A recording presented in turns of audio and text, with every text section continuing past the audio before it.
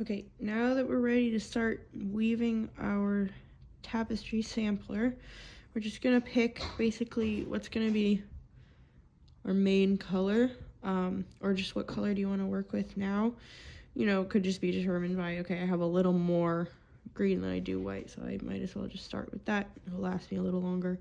So I'll just leave this white hanging. I could snip it right now, but I don't want to get up and get to this. So just gonna go ahead and take my green, and it's still technically sort of working this line that we went this way, so I want to turn it around to start a new row.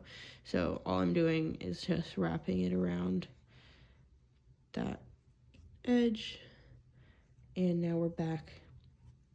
We'll be heading this way. Okay, so now we'll just talk about the really basic tapestry stitch. All that it is really simple weave. You know, it's every other string, over, under, over, under. I tend to like to actually weave my finger through that way, and then what I do is I just pass it through that shed, and then there's sort of a balance of how tight we want to pull this, because we don't want it like super tight, because actually it won't have space to really make its way around each warp thread, and you'll get some warp showing, which in tapestry we don't want. We want only the weft to show. So what we'll do instead is we'll leave just a little bit of an arc. What I'll do is I pinch the edge so that I don't, because what the danger of keeping it loose is that then we get messy edges with loops hanging off. So we don't want that. So I pinch my edge to make sure that's nice and tight, so that I can kind of go, it's like I can pull as much or as little as I want from there while keeping that where I want it. And then I'll just make sort of like a low arch, and then grab your fork and beat it down. You can use your fingers as well, but I think it's helpful for beginners to really realize, to use the fork to really realize how compacted you want this whole thing to be. So now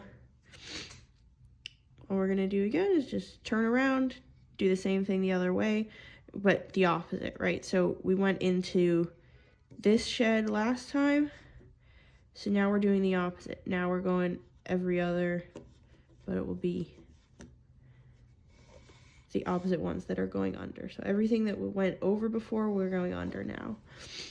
And again, pinching the edge, a little bit of an arc, beat it down.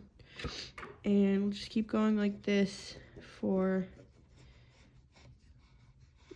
you know, really as long as it takes you to feel comfortable. If you want to go as much as an inch, if you feel like, okay, I got this, you want to just kind of do a few rows and be done. I think it is helpful to think about, you know, really what you want to focus on in this is your tension, trying to keep things nice and neat.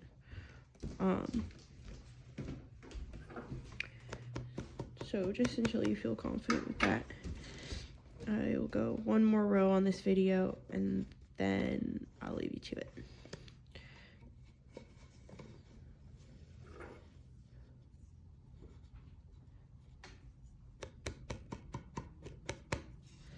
You can see how that's starting to look. So you can see the weave, you can see how nicely and tightly everything fits together. You're not getting any bit of that warp showing through. And that's how you know that you have a nice tension.